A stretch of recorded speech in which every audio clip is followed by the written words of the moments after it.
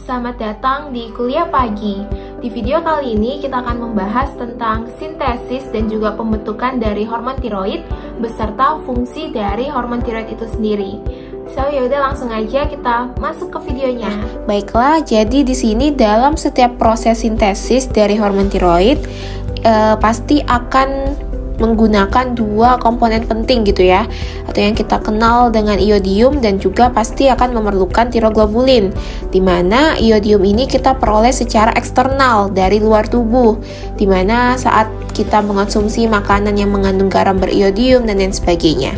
Sedangkan tiroglobulin sendiri memang sudah disintesis secara alami dalam tubuh kita dengan jumlah yang memadai.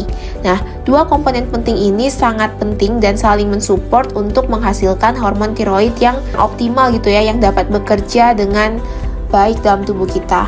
Apabila salah satu dari dua komponen ini mengalami defisiensi atau mungkin kekurangan, maka juga akan mengganggu sintesis dari hormon tiroid kita, misalnya defisiensi iodium. Nah, jadi sebenarnya gimana sih sintesisnya? Awalnya iodium yang kita konsumsi itu akan masuk dalam sirkulasi, lalu di dalam sirkulasi tersebut iodiumnya ini akan masuk dalam bentuk iodida yang masih inaktif. Kemudian iodida yang inaktif ini akan diuptake ke dalam folikel tiroid, masuk gitu ya, masuk ke dalam folikel tiroid. Lalu di dalam folikel tiroid dia bakal diuptake gitu ya, masuk melalui transporternya atau yang kita kenal dengan transporter aktif. Kemudian di dalam folikel tiroid, iodida yang inaktif ini akan diaktifasi atau akan dioksidasi oleh enzim yang kita kenal dengan TPO atau tiroid peroksidase menjadi bentuk aktifnya atau aktif iodida. Kemudian aktif iodida ini akan diteruskan lagi masuk ke dalam koloid melalui sebuah transporter.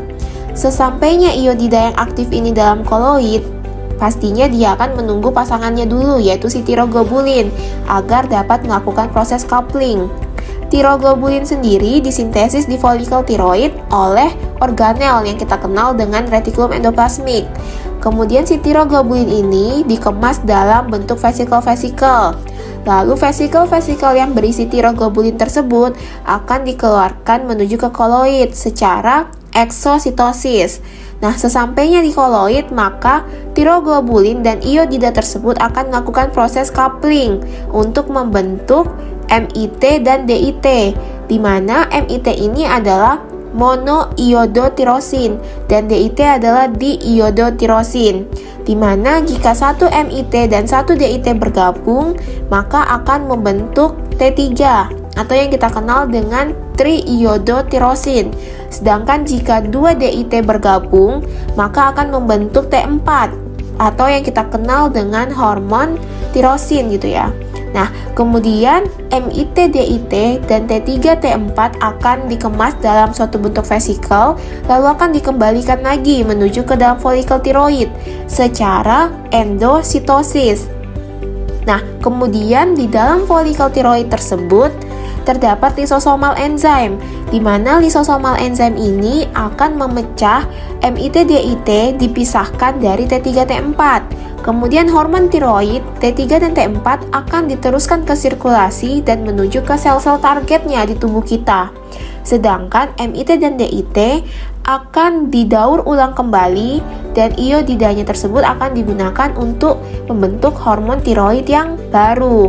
Nah, jadi segitu dulu ya teman-teman untuk pembahasan video kali ini. Jika kalian ada saran, jangan lupa untuk tulis komen di bawah. Kalau kalian ada pertanyaan juga, bisa tulis komen di bawah. Jangan lupa untuk di-subscribe ke YouTube channel Kuliah Pagi. Dan jangan lupa untuk like video ini dan share juga ke teman-teman kalian agar ilmunya semakin bermanfaat. Sekian dan terima kasih. Selamat pagi.